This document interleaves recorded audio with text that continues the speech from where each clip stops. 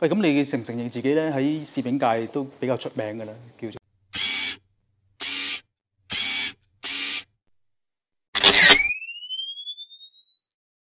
其實唔即係係咯 wedding 啊，或者啲咩？wedding 我就更加唔覺啦，因為 wedding 其實就係 wedding 嘅明星有排都數唔到啊，即係因為 wedding 明星例如 CM Leung 啦，唔知道你識唔識啊？即係 CM Leung 啦、Lawrence 曾啊，或者以前係啊 Diamond Ho 啊，即係其實呢啲都係我心目中嘅明星嚟㗎。真係㗎，因為我入行嗰陣佢哋已經係明星，咁我一路睇住佢哋嘅即係嘅風采啊，真係可以咁講。係啊，咁我一路做我自己嘅嘢。即係可能有借鏡或者學習。係啊，真係㗎。咁變咗咁多年嚟，我就唔覺得自己喺 wedding 入邊係出名嘅，只不過係啊，但係只不過我做有啲嘢咧，就係其他人冇做嘅，就係 video 啦。係啦，即係我都有做攝影，但係其實我投放好多時間我去拍 video 嘅。係啊，咁所以呢啲都係可能會令到人哋認識我嘅一個原因咯。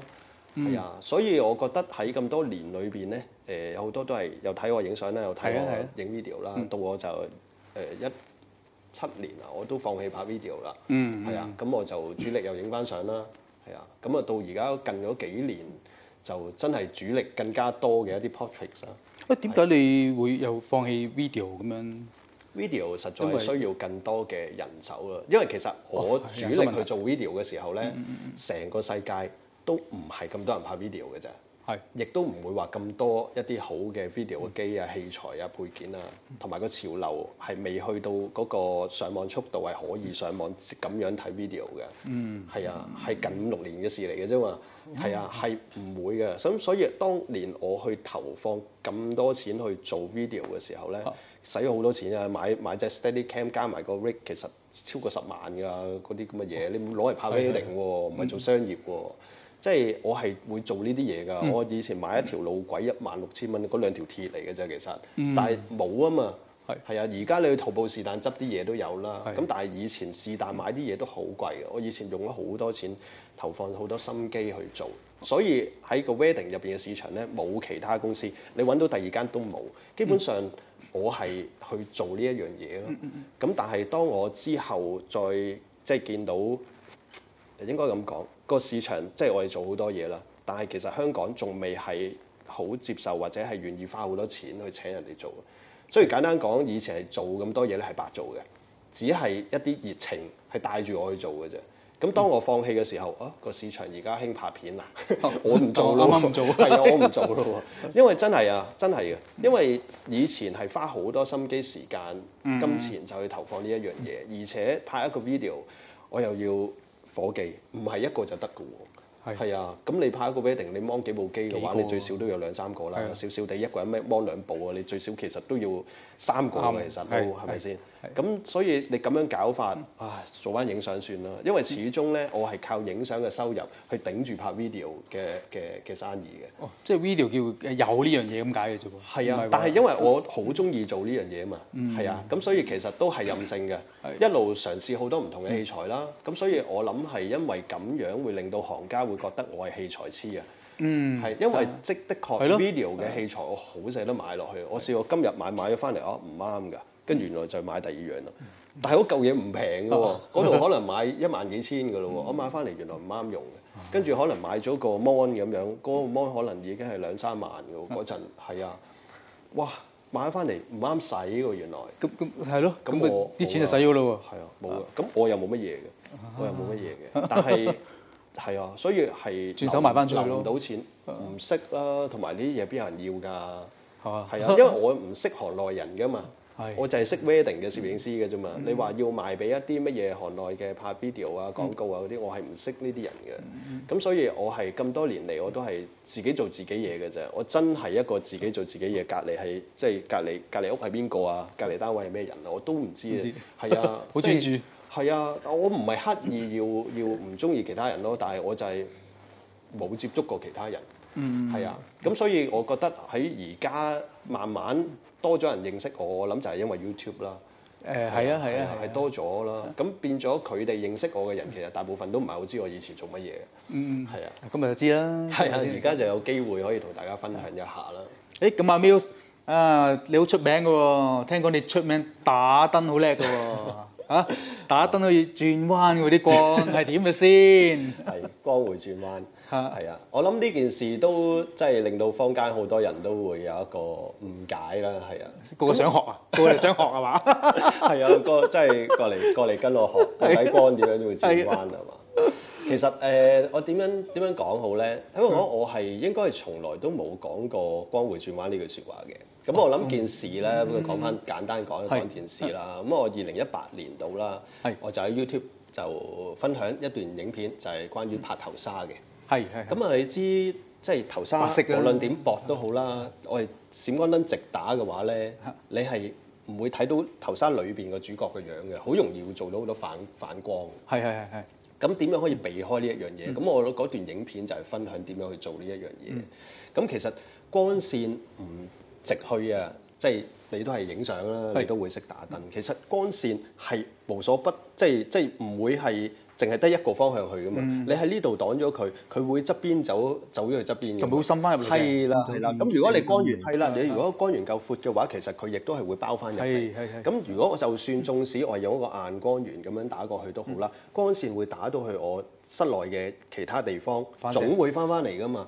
咁所以其實我段影片入邊就係想分享光線喺側邊走咗出去都好啦，佢係有辦法包翻入嚟。咁我哋就可以阻隔咗呢一個直射嘅光線，咁而產生我哋攞到個主角塊面又清晰。其實段影片就係咁簡單，淨係分享呢一樣嘢。咁我諗坊間嘅誤解就係光線係唔可以轉彎嘅喎。咁其實我自己都拗頭㗎，其實即係點解會光線唔可以轉彎？如果真係光線真係要轉彎嘅話，我諗係一啲比較科學上邊去認識嘅話，其實都係可以嘅。係㗎，係嘛？有啲人攞嚟科研就係研究呢啲。即係早排其實好似講緊黑洞有一張相影到黑洞咁樣，其實都係已經係證明咗。即係黑洞係可以扭曲到光線㗎，即係其實引力係可以扭曲到光線。咁呢啲我唔係科學家，但係其實我做一個普通人，其實我都知道啦。但係我當然知道我而家咁樣影呢個光線，唔係講緊個光會咁樣，真係嗰啲叫咩啊？香蕉射球咁係啦，香蕉射球咁樣啦。即係所以我自己都覺得好好笑嘅，多咗呢一個話題咯。即係其實係誤解多啲嘅。係誤解啊，因為我係從來啊，我冇講過光會轉彎呢一樣嘢咯，反而我諗係誤解咯，可能即係坊間誤解我，跟住我解釋嘅時候，可能又會令到人哋誤解。越描越黑。係啦，所以咧就發覺通常都係咁噶啦，唔好越描越黑啦，即係我講少句好啲啦。係啊，咁但係我又覺得，即係如果即係好似你咁樣，你都識影相，你識打燈，你應該會 get 得到我嘅意思，其實正常。即係點解會可以發酵到咁嚴重咧？我都諗唔通嘅，所以明白你出名咯。唔好咁講，即係有時呢啲出名我都唔係好想嘅。仲有喎，仲有啊，係你睇下你幾出名啊？咁啊，你對商業攝影你都影過商業攝影㗎嘛？係嘛？有嘅，但係唔多咯。即係我諗我係90%都係做緊我嘅婚禮婚攝咯，婚紗攝影為主啦。係啊，跟住係啦，婚紗攝影為主，嗰少少 percent 咧就係一啲間唔中有嘅商業咯。但係咧，你又好出名嘅喎，你話商業攝影咧係好似快門操作員咁喎。你又有呢個又真係啊，即係有時咧又係自己點嘅先？係啊。嗱，呢句説話都又係咁樣，我又不如問下你，你覺唔覺得呢一句説話好冒犯你啊？好冒犯啊！嗱，我就兩睇嘅，我就會睇下咧，你首先係咪商業攝影個行列啦？咁因為咧，始終商業攝影咧分好多範疇嘅。有啲嗱，假設啦，影淘寶嗰啲貨啦，你擺喺度撳，擺喺度撳，絕對係。哇！我話俾你聽，嗰啲真係撳掣完啦，嗰啲係咪先？冇錯。咁所以我覺得冇冒犯啦。咁你可能講緊某啲嘢。係，其實同婚禮都係一樣。其實我點解即係會無端端揀？其實我有講快門操作員，我印象中都係冇講過快門操作員。係。我感覺係啊，因為我自己都有翻睇嘅，我個講法應該係話有少少操作員嘅感覺。你小作員係啦，我係冇講過咩快門操作員，但係點都好啦，即係個意思係差唔多啫，都係講緊呢一樣嘢咧變得好似流水作業，就好似已經係，唉撳下掣咁樣掣，因為都唔使思考啦。咁我自己做咗咁多年嘅即係攝影嘅呢個工作，咁我當然就總有一刻我係會覺得自己係，即係例如可能有時係客人不斷要你去影緊同一樣嘢，嗰一樣嘢其實好重複，係即係好重複嘅。你亦都係有時好似強迫住自己收工，又唔可以喎，我一定要影埋先喎。咁呢個感覺係好辛苦，所以我就會有其實操作員係咪你係最想做嘅咧？我諗冇一個攝影師係中意做嘅。但係總會有呢一刻咯，係啊，總會有呢個經歷咯。可能真係人哋派咗一堆嘢俾你影，你都係好公式咁影嘅，因為你真係要好有系統咁樣噶嘛，好 consistent 噶嘛。咁你真係你唔係操作員係咩？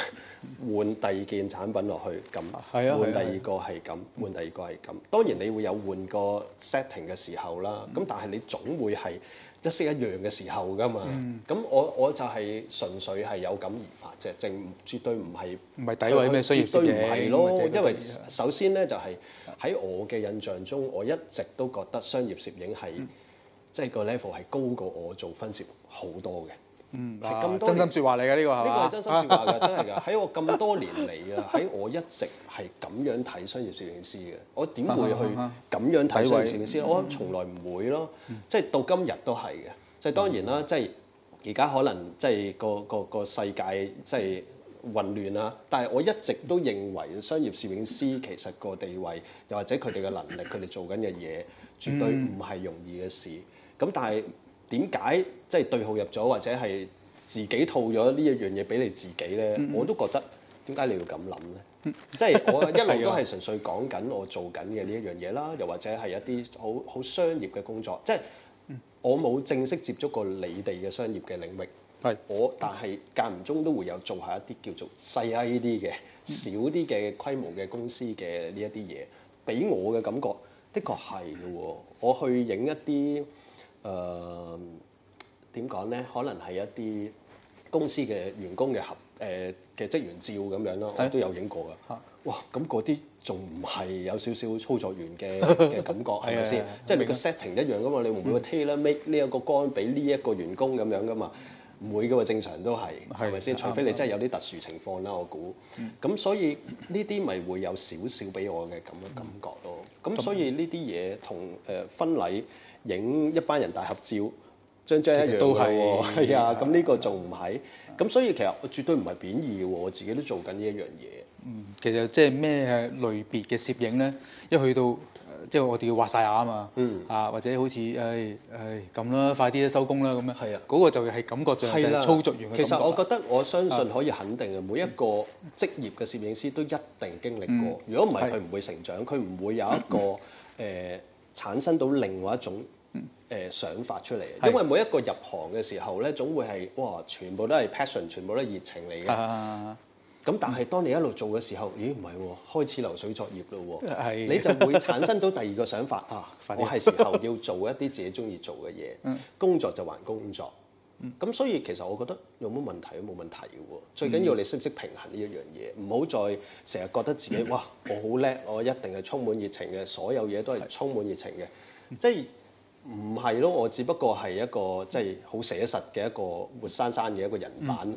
就係咁樣。反而我覺得咧，攝影師去到一個你覺得係畫啞啦或者淹悶嘅感覺咧，你點樣去令到自己撻翻起嗰個先？係冇錯。所以我一路都係做所有嘢，或者我其實個腦去諗緊嘅嘢，其實我都係盡力去令到自己持續去有呢一個熱情，繼續去做我前面嘅工作。係啊。咁所以絕對唔係有任何嘅貶義咯，或者不敬咯。所以你成日揾嘢玩啊？係嘛？係啊，仲收好多錢添啊！頭先講話。因為坦白講咧，就算我而家做教學，我其實都可以做到流水作業，可以做到自己係操作員，絕對可以㗎。即係我好似稿咁樣啫嘛，對住每一次基礎班我就講呢幾樣嘢。一字不漏講出嚟，我都可以。錄咗音就已經得㗎啦。其實係可以㗎，但係我從來都唔會咯，就係因為我自己真係頭先你講連教學我都係隨心，你問我即係去到教乜嘢啊？我唔知啊。係啊，即係我教學都係隨心，我都好希望係睇住學生嘅需要而去講。係啊，如果唔係你嚟任何人我都係講同一句説話。咁啊有啲冇意義啊，對我嚟講。同埋佢俾咩反應你咧？係啊，嗱，我又驚，即係講呢啲我又驚得罪其他嘅老師，所以都係唔好講咁多。即係我只不過係想分享嘅，我係一個咁樣嘅人咯。下一次坊間就會係有呢個話題㗎啦。你預備好啊？冇啊！咁講翻啦。咁頭先即係你出名嘅嗰兩件事啦嚇。咁有冇後悔一個感覺係依家俾你係咯，有冇啲後悔嘅感覺？後悔定係還是？我又從來都冇嘅，但係的確即係如果產生咗咁嘅結果，我當然都唔開心啦。即係如果產生到咁樣嘅諗法，咁樣去諗，咁但係唔擔保我即係講任何嘢都唔會發生呢啲嘢咯。即係我只不過係一個好直接、好簡單去即係表達我嘅感受啫嘛。我覺得如果太顧慮太多，呢樣又顧慮，嗰樣又顧慮，我諗係你個人會好辛苦咯。何況其實我真係冇諗過嘅，因為我成日覺得我嘅領域同大家咧係河水不犯井水嘅。咁我真係諗唔到，係啊，我就真係冇諗到嘅呢一個就真係，所以。人咪就係隨住呢一啲咯嘅經歷咯，就好似頭先我經歷咗每一樣嘢咁，呢個都係我人生入邊嘅經歷，我又成長咗嘅。都係。係啊，咁可能下次講嘢咪講下點講啦，唔好大家點講啦，唔好講啦。係啊，唔好講啦都係。咁你教學咧有冇啲深刻啲嘅嘢？教學即係有冇啲咩教識徒弟冇師傅啊，或者嗰啲，或者一定有㗎啦。但係首先我覺得咧，教識徒弟冇師傅係我舉個例㗎咋，可能未必係啲深刻。唔係嘅，其實我覺得呢一個係即係由古至今，直到未來都係會有嘅。又或者有冇教啲學生出嚟啊？哇，飛黃騰達，咁你咪成功咁咯，係嘛？我又其實好少會去即係睇翻啲學生而家係做成點喎，我間唔中會睇嘅，係啊，會睇到佢哋做得到即係好嘅作品，我都係會好開心。係啊，我係會間唔中去睇嘅，我唔會成日睇咯。即係我自己係一個咧，朋友又好，學生又好，我係唔會一日到黑都會去捉住你去即係慰問你啊，喂你點嗰啲人嚟嘅，朋友都係嘅，但係咧。當我自己即係我自己好忙去做我自己嘅嘢啦，但係當我自己停落嚟嘅時候，我都會去關心睇下呢個同學而家啲作品點樣咧？有冇改變咧？當然啦，有啲同學我會睇得到，點解好似啟發唔到咁嘅？即係當我見到當我見到嘅時候，其實我都有啲唔開心㗎。點解會咁嘅咧？我都 review，我都諗緊我教嘅時候會唔會爭啲乜嘢咧？我點樣可以啟發得到你咧？我都會嘅。就當然再見到有一啲係做得好好嘅，我當然都會好開心啦。但係通常做得好嗰啲咧，就會變咗好似陌生人啦，反而。係啊，呢啲都係比較特別嘅，真係嘅，呢個係特性嚟嘅。係啦，第一佢個感覺就我再唔係佢嘅老師啦，當然，甚至連朋友都未必係。係啊，最好唔好俾人知跟過我學，係咪先？呢個都係我自己即係感受到嘅。咁冇所謂咯，即係喺我而家慢慢經過咗咁多年啦，已經咁你好嘅，我當然即係都會係非常之開心。所以我頭先講啦，你話啲學生到底係咪教識徒弟冇師傅？我覺得好小事嘅，真係冇乜所謂。反而最緊要嘅就係大家做自己嘅嘢嚇，你唔好去做一啲嘢傷害其他人，已經係好好噶啦。因為唔需要話即係我教咗你啲乜嘢，或者啟發咗呢啲乜嘢，跟住你又要回報我啲乜嘢，其實唔使嘅，真係唔使嘅。又或者係大家係一個叫做師傅或者徒弟嘅關係，大家分開咗，你咪努力行你嘅路咯，我繼續行我自己嘅路。其實我覺得最緊要嘅就係其實我覺得大家分開咗個工作，又或者點樣，其實係冇所謂嘅，係唔需要即係突然間好似冇一齊做嘢就係敵人。我好怕呢一啲嘢咯。咁所以我自己從來都真係要好小心啊，同埋自己去諗一個諗法係要令到自己係過得舒服嘅。因為我就係要覺得呢一樣嘢你係扭曲唔到，即係應該話扭轉唔到嘅。即係你起身教識徒弟黃師傅，佢一路咁多年都好對你好好，呢個我覺得係賺翻嚟嘅。係啊，係絕對係賺到嘅。咁賺唔到嘅話咧，我就覺得係正常嘅。咁我咁樣諗法咧，我個人我就會開心好多啦。OK，咁啊係，即係始終大家嚇你教出嚟或者點樣，其實 keep 住個關係，大家互相關心。其實我自己嘅徒弟，我自己嘅夥計，其實好多都真係對我好好嘅。就係咁，你講緊即係嗰啲好極少數嘅一兩個，其實總會有啦。咁但係大部分情況之下，我都係開心嘅。really good。喂，咁我聽講你教班教到又瑞典又美國又成㗎喎嚇。其實外國教班係好多年都有嘅。係咯。以前咧，我係 Profoto 嘅 ambassador 同埋 Phase One 嘅 ambassador 啦。係。咁會令到外國嘅攝影師認識我多咗嘅。係啦，因為佢哋都會用我嘅影片啦。係啊，同埋幫我宣傳下，幫我搞工作坊啊。咁所以多咗外國嘅攝影師認識我，咁就反而係有啲外國嘅攝影師係直接就嚟邀請我咯。係，因為其實全部都係佢哋邀請我嘅，即係我喺外國冇人，即係冇人物嘅關係嘅時候，其實我喺外國係好難自己搞工作坊。係咯。咁所以全部都係佢哋去邀請我咯，咁佢哋 organize 成件事咯，佢哋招生，咁係比較容易發生咯。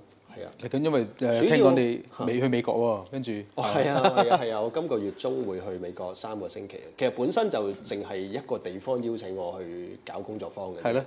但係就當我買咗機票之後，第2日又多咗一個加咗去三藩市，咁就我就犧牲咗即係一個回程機票，就再買多一張。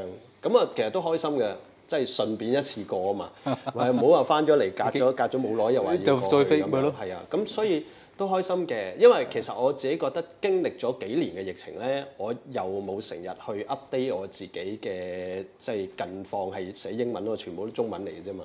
咁外國嘅攝影師都 keep 住會留意我，其實我都真係好感恩啊！我真係感恩啊，因為坦白講，我英文唔係特別叻嘅，但係竟然佢哋都會持續去睇我寫中文嘅嘢。係咯。係啊，佢睇我寫中，可能有 translate 啦而家。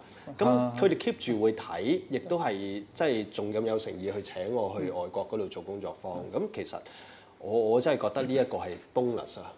因為以前持續去教外國度教都係有2個品牌叫做幫手啦。幫手嘅意思唔係佢幫我搞，但係佢令到我更多人認識啊嘛。係啊，近幾年我就覺得你真係自食其力啦！你而家真係靠自己。咁的確係，同埋呢幾年我係冇婚紗作品㗎嘛。佢哋竟然都會係淨係睇我一啲人像嘅作品而揾我去教。其實我覺得都係一個即係俾我好好嘅一個機會。咁你去到外國係咪教啲咩冇人知嗰啲絕招啊？嗰啲冇啊！可唔可以分享下？我其實從來都冇嘢會係特別覺得收埋唔教嘅，因為我覺得你學到就梗係學啦。即係有啲嘢唔係話我收埋1-2個絕招你就學唔到噶嘛。即係唔會㗎。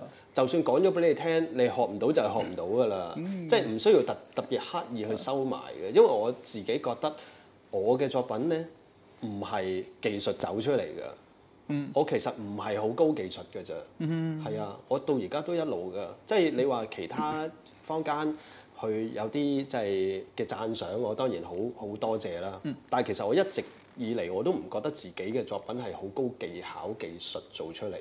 係咩？唔係喎，我見到好天馬行空啊，嗰啲好靚喎。係啊，多謝。係啊，但係我的確有好多嘢都係好隨心嘅，好似頭先同你傾偈，我都話其實我啲作品係連化妝師都冇嘅。係啊。係咯，呢個犀利。好即興㗎，係啊，嗰啲頭假髮啊，嗰啲嘢我自己整落去。咁的確嗰種隨心係。我好難話教啲學生去做呢個隨心嘅嘢。咁你唯一真係應該正常教人哋，當然你要教一啲技巧啦。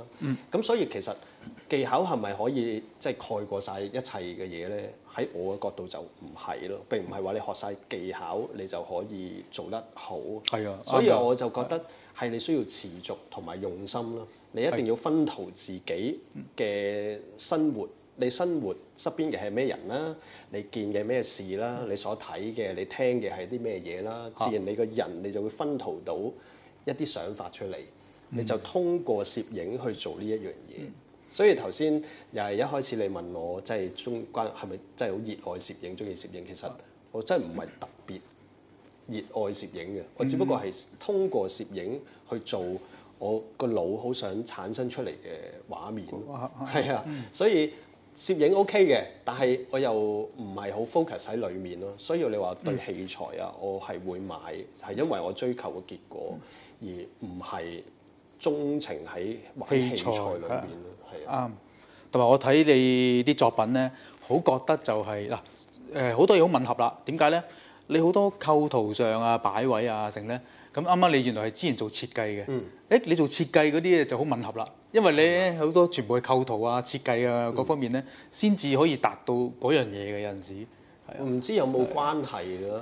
有㗎，設計底係唔同啲嘅，係有啲唔同。呢個其實都喺我教學上邊度俾我啟發嘅，因為咧我係有好多嘢，我覺得好似係理所當然，即係將個人頭啊擺喺個畫面嘅邊個位，我成日覺得感覺應該係正常嘅。點解你會成日將個人影到擺到係正中間嘅咧？即係個人頭點解會擺喺正中間嘅？點解頭頂留咁多白位喺度嘅咧？係啊，以前我唔係好識咧，就係覺得點解嘅？呢個應該係常識嚟嘅喎，點解你感覺唔到？跟住慢慢會唔會係真係關設計事咧？但係其實我喺讀設計嘅過程裏邊，其實我成績好差嘅喎，讀設計，因為我真係為讀而讀嘅啫喎。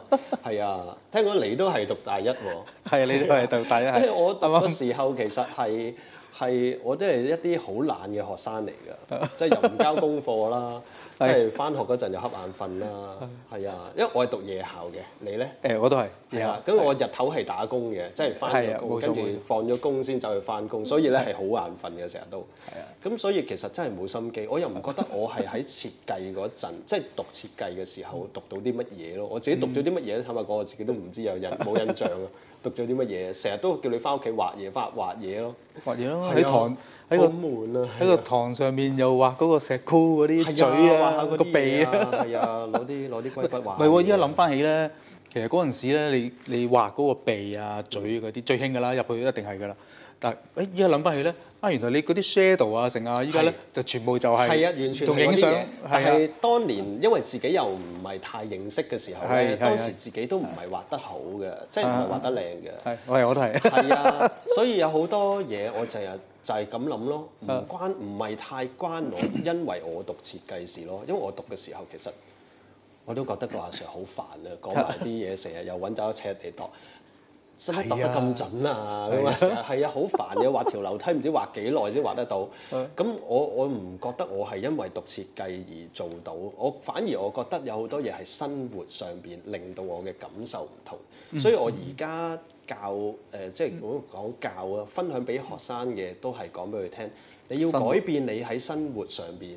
係啊，你嘅生活上邊改變，有啲嘢改變嘅時候，你觀察嘅嘢、留意嘅嘢唔同嘅時候，你絕對會直接影響到你而家嘅感覺。係啊，你嘅 taste 簡單講，你嘅 sense 唔同，你嘅 taste 唔同，自然你走出嚟嘅作品就會唔同。係啊，所以我就覺得未必係因為讀設計嘅，所以有好多人。佢唔係設計底，好多做 IT 啊、做銀行，其實我覺得佢哋係有條件計，一樣係可以做到一個好藝術嘅感覺，或者佢哋嘅美感都可以好好。只不過係佢嘅生活咯，亦需要首先要改變。咁你有冇睇電影嘅習慣？以前都會有嘅，但係當我做咗攝影之後咧。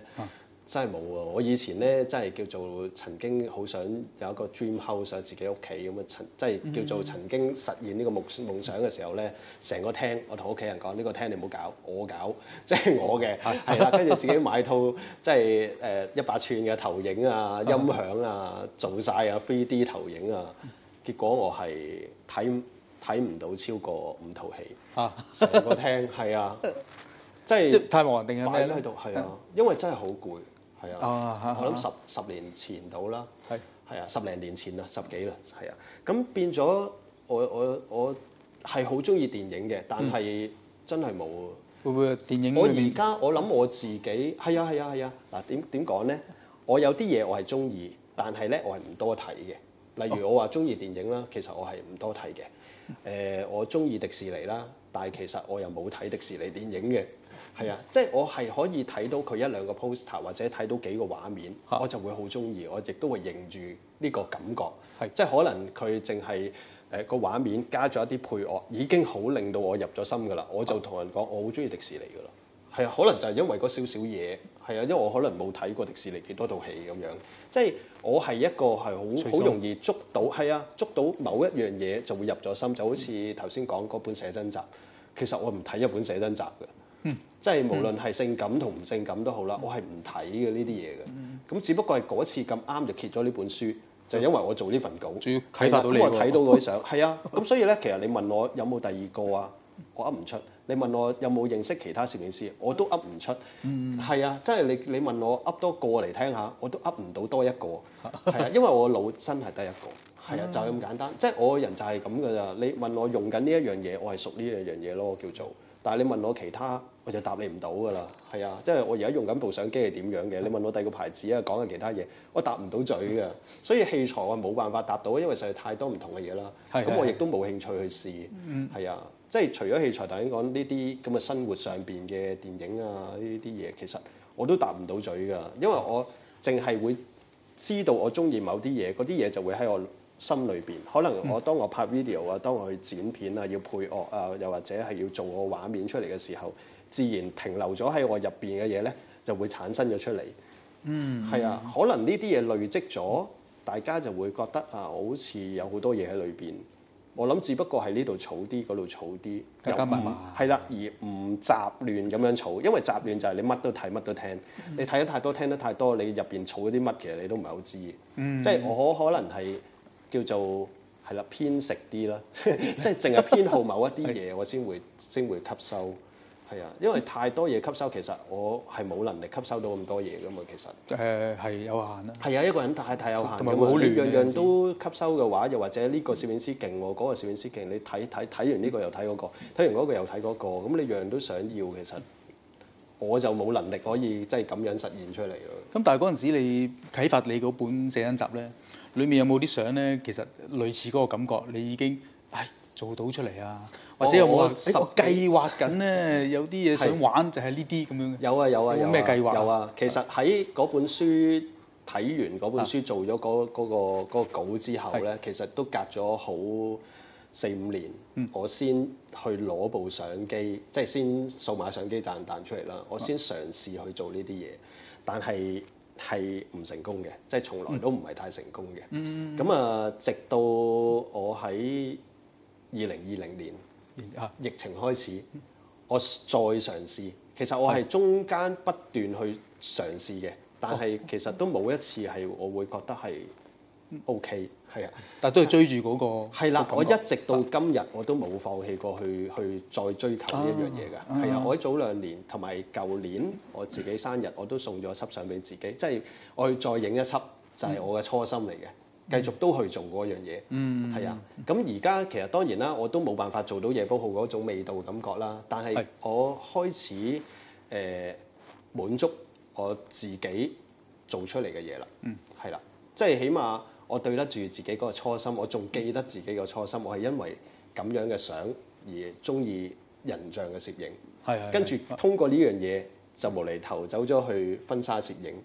跟住婚紗攝影做咗一段時間，而家我就唔係退休，係我冇資格退休，但係叫做慢慢飛休放輕啲，去追求繼續做自己中意做嘅人像攝影，我就重新再影，所以我都好開心去做呢一樣嘢。梗係啦，要做到自己中意嘅。係啊，仲有好多嘢係好想做、好想學㗎，但係就例如從來冇學過咯，只不過繼續摸索咯自己。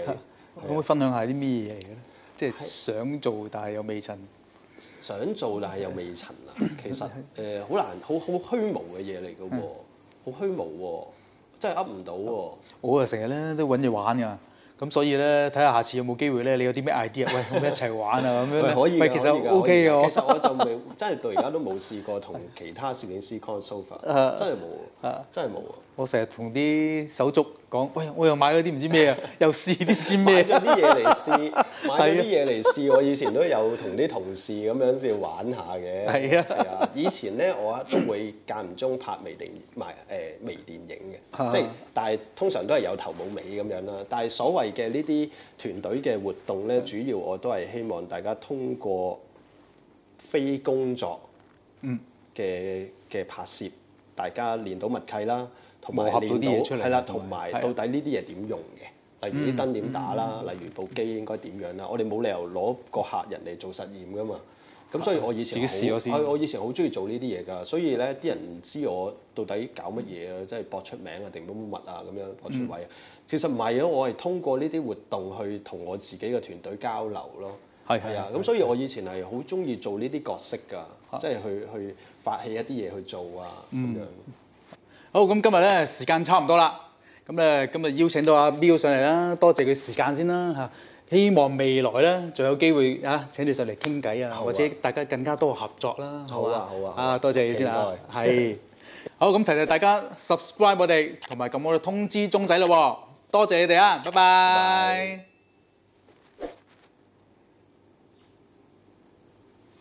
好，掂，耶！